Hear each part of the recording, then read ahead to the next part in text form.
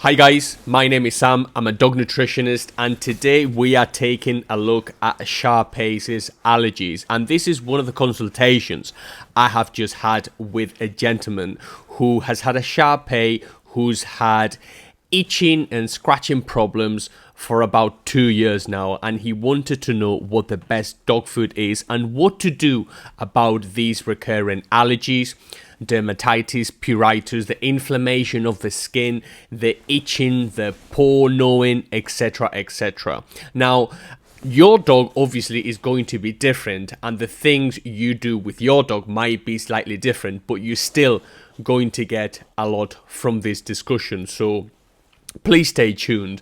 And if you want to save hundreds of dollars at the vet or hundreds of pounds at the vet, this video is going to be for you. Now, the Shar Pei, this dog, is on 1 Piriton daily, occasionally Cytopoint, and it does work whenever Cytopoint is administered because it does suppress or mask the allergies and the itchiness and the flakiness of the skin. The dog is about 2 years old, and it's constantly scratching and itching, licking his paws. Now, they have been giving the dog a few tidbits and a few things here and there. I'm going to enumerate them. The dog is on aloe vera, which is good. It's soothing, it's natural, and it does offer some temporary relief, some natural relief. Soothing shampoos, oatmeal does work, coconut does work, shea butter does work, but again, this is a soothing thing and it's not going to get down to the root of the problem, which is what we are going to discuss. Now, this is obviously going to help you, and your dog might be on something different. Now, because the dog is Chinese, this gentleman gives the dog rice, which is something we do not recommend for dogs. Dogs do not have any dietary requirement for rice, and rice tends to be one of the most prevalent allergens in your dog's food, or in dog's food that or with dogs with allergies anyway. And the dog has some chicken treats, but the treats weren't very good quality. Now, it's notable, and you have to say it, that Shar Peis are a very delicate breed. They aren't very prevalent here in the West. They're quite rare in the West, which makes them obviously a delicate breed inherently. Now, the vet hasn't mentioned diet at all, but he's been happy giving Cytopoint and other treatments every now and then as needed. Now, this gentleman is feeding the dog supermarket food, which I took a look at, and the dog was getting cereals and meat and animal derivatives, or natural flavors, or something quite unspecific like animal fats, for example. In America, the definitions of ingredients are quite different in the UK and America. In the UK, it's meat and animal derivatives. In America, you have natural flavors, you have animal fats, you have things like that are quite unspecific. So there are 3 main different types of allergies, right? What is it? What is an allergy? Is a reaction. Is a reaction to something that the dog is getting, and the dog is getting that every single day or quite recurrently, right? So the first one is nutrition, the second one is environmental, and the third one is breed specific. With nutrition, there is something we are giving the dog that is causing the dog to react in a bad way and for the dog to scratch. What are the most common and prevalent allergens? Well, if you look at the food chain, for example, wheat, beef, chicken are very, very common in the food chain. So we want to eliminate those. Now, the dog was on a chicken-based food, so we recommended not to follow on with the chicken and to eliminate chicken just in case, right? So wheat, beef, and chicken. Pork is oftentimes another one. And then we want to eliminate something that's not good quality in dog food, and this is something that we strongly believe in because it works whenever we remove any of these ingredients. We have barley, corn, soy, maize, wheat gluten, cereals, things that are quite vague, like meat and animal derivatives or natural flavors, any sugars or any sugar derivatives in pet food aren't very good for allergies or for the overall health of our pets. So we want to eliminate those. So what I want you to do if you're having this same problem is to look on the back of every single thing you give your dog. And if it says anything like this, like rice, wheat, barley, natural flavors, meat and animal derivatives, something that isn't very appetizing, as it were. It doesn't say freshly prepared venison. It doesn't say raw pork. It doesn't say raw liver. It doesn't say freshly prepared salmon, for example. I want you to eliminate it from the diet. If it is diet, we will be able to get the dog off the steroids, off of any treatments whatsoever at all, and the dog will be happy and you will be happy because you won't be going back to the vet spending yet more money. And obviously the dog will not be scratching and itching and having allergies all the time, because at the end of the day what the dog is getting is something the dog's body is not agreeing with. Now, in the case of supermarket food, or maybe the food you're giving your dog, it isn't the best quality. So it could be a quality issue as well. Imagine if you have a delicate tummy, for example, yourself, or a delicate condition for whatever reason. If you eat quite bad processed foods, fast foods on a regular basis, you aren't going to be as healthy as someone who eats healthy all the time.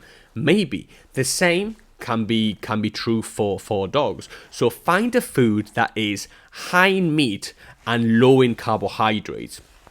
Whenever I say high in meat and low in carbohydrates, the meat needs to be rare or something that the dog wouldn't normally eat. Again, chicken, beef, or pork tend to be the most common ones. What's a rare meat? A rare meat is goat, reindeer, venison, duck, even something like rabbit, salmon, sardines, quail, that's mackerel, that sort of thing. And then we are going to trial the dog on something called the single protein diet, the single protein food. So I just give the dog a salmon-based diet and I just monitor the dog. And if the dog is getting better after 4 weeks of exclusively that and no treats and nothing else, then I'm onto something. I know that the dog is okay on salmon, on a salmon and sweet potato kibble, for example, or on a fish raw diet, or whatever the case might be. Obviously, consult with your local pet shop, support your local pet shop, or drop us a message for a consultation and we will be able to help. And by the way, if you are into nutrition and you want to know what the best dog food is and how to feed your dog better, you can download a free guide, How to Feed Your Dog Better. Click the link below. I was meaning to say. So if it is nutrition, we can solve it 100%, and you will be able to swap and change this food for that food, and your dog will be okay. It is very, very important that you get to grips with everything you give your dog and potentially make a bit of a logbook on what you are doing with the dog, what you are giving the dog on a daily basis, because what we want to do is traceability. We want to be able to know, pinpoint what I'm giving the dog every single time. So, for example, with this gentleman, he didn't really know what he was giving the dog because he was given meat and animal derivatives. So chicken was 14%, I believe. The rest, the manufacturer didn't tell us. So it could be anything, just with natural flavors. The natural flavors can change. The animal fats, vague animal fats, can swap and change every now and then, and whenever they change, they don't tell you. And so one batch, the dog is okay. The next bag of dog food, the dog is not okay. So we want to tie the manufacturer down. And again, this is something we do all the time. The second one is environmental. And with an environmental allergy, right, what we want to do is, again, enumerate or try to look at the environment of the dog, to see if there's any potential allergens. What could it be? It could be dust mites, grass, pollen, sand, new furniture, new furnishings. It could be that I have just moved into a new house and the environment, there's something in the environment that the dog isn't agreeing with, that the dog is being that the dog's dermis, that the dog's skin is flaring up again. So we want to try to limit the amount of change we give the dog. So if we are always walking the dog around grass, for example, and we suspect it's sand, maybe we don't touch sand for a while, we don't touch grass for a while and see how it goes. You get the gist, right? And the third one is breed specific. For example, I have a friend with a South African Bull Mastiff, a huge burble, and she's beautiful, but that dog is quite delicate. It's a very delicate breed. Same thing with certain dogs which have been over-engineered to look a specific way, aka the Shar Pei, which could be another thing. So if your Shar Pei is of a different color, for example, that isn't in the norm, or has been bred to a very pure way, or in a very extreme way, that could be another factor that could be against you. So if it is breed specific, again, diet is going to be even more important, and managing with steroids or with other treatments from the vet is going to be the best course of action. But if it is nutrition, you'll be able to solve it 100% of the time, and you will not be visiting the vet anymore. You only have to be clued up about nutrition, what good food is, what bad food is, what to do and what to avoid, and then you will be sound and you will be perfect, and the dog will be perfect. If it is environment, you will obviously have to be a bit more mindful. So maybe in May, June, July, maybe the dog gets a bit more, flares up, and whenever the dog flares up, we know that we need to take the dog to the vet, and the vet is going to prescribe this, that or the other. Okay, fine. But during the rest of the year, we know that we are going to be able to manage it. And then we have breed specific or litter specific, even that it's a bit more touch and go, but again, it can be managed. Now, single protein foods are best. Again, traceability, higher quality food is always a trick. It never goes amiss. If it isn't 100% nutrition, we can totally manage it. And every dog is going to be different, and every circumstance is going to be different for every dog. But that's the way you manage environmental allergies in a dog. Now, a very important thing, if you get offered an allergy test from the vet, make sure that allergy test is a blood one, is a blood allergy sample that you get, a blood allergy test. They're about £1,000 or $1,000 or close to anyway.